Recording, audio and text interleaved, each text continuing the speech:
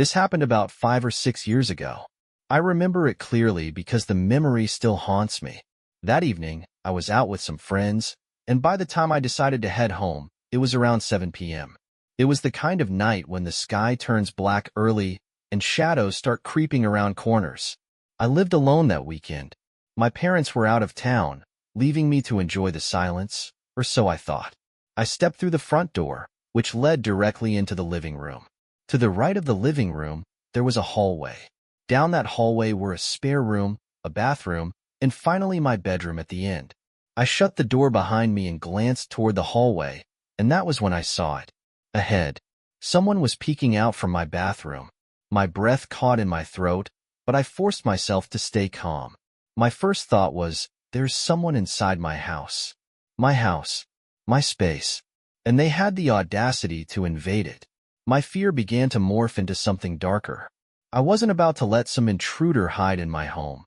I stepped toward the bathroom, my footsteps deliberate and heavy. I wanted them to know I was coming.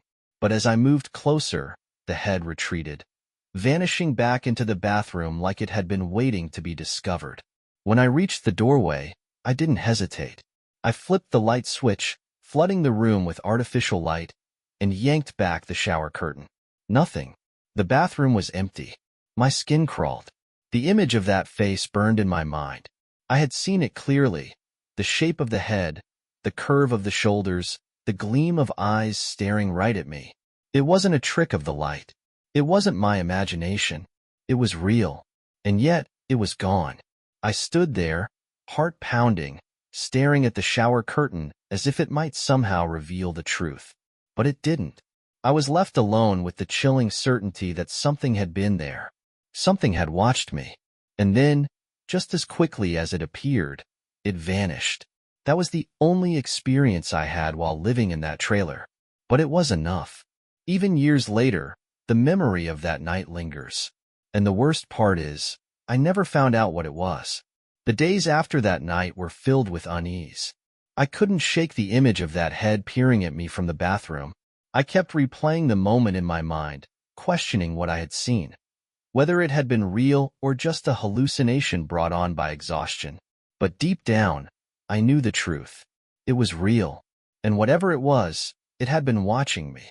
I tried to push the thought aside, convincing myself it was a one-time occurrence, a fluke, or maybe even some twisted prank my mind had played on me. But as the nights passed, my paranoia grew. I began to feel it again, that presence. It was like a shadow looming just out of reach, always there, always watching. One evening, about a week after the first incident, I was sitting in the living room scrolling through my phone when I heard it, a faint creak coming from the hallway. My head snapped up, and my pulse quickened. The sound wasn't loud, but in the oppressive silence of that house, it might as well have been a scream. I stood up, phone clutched tightly in my hand, and moved toward the hallway. My steps felt heavier this time, slower. Every instinct in my body screamed at me to run, to get out of there, but I didn't. I refused to let fear control me. The hallway seemed darker than usual, the shadows stretching longer than they should have. I reached the bathroom door and pushed it open. The light flickered for a moment before coming on, and I felt my stomach churn. Nothing. Again, the bathroom was empty. I exhaled sharply and leaned against the sink, gripping the edges so tightly my knuckles turned white. But then I saw it, the mirror. It was fogged up, as though someone had just taken a hot shower. The problem was, I hadn't used the bathroom all day. I reached out and wiped the glass with my sleeve. My reflection stared back at me, pale and wide-eyed. But then, movement, just behind me. I spun around, but there was nothing there. The silence that followed was deafening. I couldn't tell if my mind was unraveling, or if something truly malevolent was toying with me. I left the bathroom, locking the door behind me, even though I knew it wouldn't keep anything out if it wanted in. That night, I slept with the lights on. Or at least, I tried to sleep. Every creak, every whisper of wind outside made my skin crawl. And just as I started to drift off, I thought I heard it again, the faint sound of breathing coming from the hallway. The following morning, I woke up drenched in sweat, my body stiff from a night spent tossing and turning. The memory of the breathing in the hallway lingered, wrapping itself around my thoughts like a vice. I told myself it was nothing, just my imagination playing tricks on me after everything that had happened. But the gnawing sense of dread wouldn't go away. I decided to inspect the house in the daylight, hoping the brightness would dispel the fear that had taken root in me. Room by room, I checked every corner, every shadow. I even opened the closet doors, half expecting to find something crouching inside. But there was nothing. Still, I couldn't shake the feeling that I wasn't alone. It wasn't until I reached the spare room at the end of the hallway that I froze. The door, which I distinctly remembered closing the night before, was slightly ajar. A thin sliver of darkness bled through the crack. My breath hitched, and my fingers twitched as I reached for the doorknob. I pushed the door open slowly, the hinges groaning in protest. The room was dim, the curtains drawn tightly shut. Dust motes danced in the sliver of light that streamed through the crack between the drapes. At first glance, the room seemed empty, but as my eyes adjusted, I noticed something out of place. In the corner, near the old dresser, there was a pile of clothes. But these weren't my clothes. They were dark, ragged, and smelled faintly of mildew. My heart pounded as I took a step closer. The pile shifted. I stumbled back, my breath catching in my throat. Something moved beneath the clothes, slow, deliberate.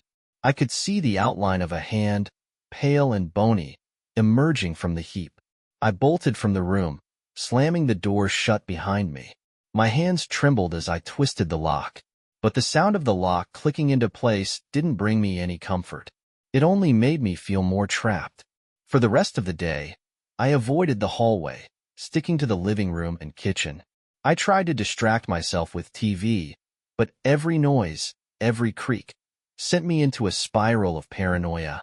I kept the lights on and the curtains drawn, as if that could keep whatever was in that room at bay. By nightfall, I knew I couldn't stay there any longer. The house felt wrong, like it was closing in on me. I packed a bag, grabbed my car keys, and stepped outside into the cool night air. Relief washed over me as I locked the door behind me and climbed into my car. But just before I started the engine, I made the mistake of looking back at the house. And that was when I saw it. Through the living room window, there was a shadow. A figure, standing perfectly still, staring out at me. Its eyes gleamed faintly in the dim light, and even from the distance, I felt its gaze burrow into me. I didn't wait. I turned the key, floored the gas pedal, and sped away, leaving the house and whatever was inside it far behind. But even as I drove, I couldn't shake the feeling that it wasn't over, that somehow it wasn't done with me yet. I didn't go back to that house. Not that night. Not ever. But the nightmares followed me wherever I went. For weeks, I would wake up drenched in sweat, convinced I could still feel its eyes on me, watching from the shadows. I couldn't escape it, not really. It had sunk its claws into my mind, and no amount of distance could make me forget what I had seen. I tried to tell myself it was over, that it had been my imagination, my paranoia feeding on itself. But I knew better. Deep down, I knew. I moved in with a friend for a while, hoping the change of scenery would help me feel safe. And it did at first. But then strange things started happening. Small things, like misplaced objects or doors creaking open when no one was around. Things I tried to explain away, but couldn't. The final straw came one night when I was alone in the apartment. My friend had gone out, leaving me to my own devices. I was watching TV, trying to keep my mind occupied, when I heard it. Breathing. Slow. Measured. Like something was standing just behind me. I froze, every muscle in my body tensing. I wanted to turn around, to look, but I couldn't bring myself to do it. I sat there, rooted to the couch, listening as the breathing grew louder. Closer. Finally, I forced myself to move. I spun around, ready to confront whatever was there. But there was nothing. Just an empty room. I laughed, nervously, shakily, trying to convince myself it was just my imagination again. But then I noticed something that made my blood run cold. The hallway light was on. I hadn't turned it on. I stood up slowly, my heart pounding in my chest. I walked toward the hallway, each step feeling heavier than the last. When I reached the light switch, I flipped it off. But as soon as I did, the hair on the back of my neck stood up. I wasn't alone. I felt it before I saw it. That same presence, lurking just out of sight. And when I turned around, there it was. A shadow, tall, twisted, and wrong, standing at the far end of the hall. Its eyes gleamed in the darkness, and I knew, this time, I couldn't run. I don't remember screaming, but I must have, because the next thing I knew, my friend was shaking me awake.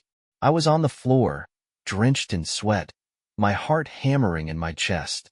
He told me I must have had a nightmare, but it didn't feel like a nightmare. It felt real. I moved again after that, left the city entirely, hoping to outrun whatever it was. But no matter where I go, I can still feel it, watching, waiting, and sometimes, in the middle of the night, I still hear it, breathing.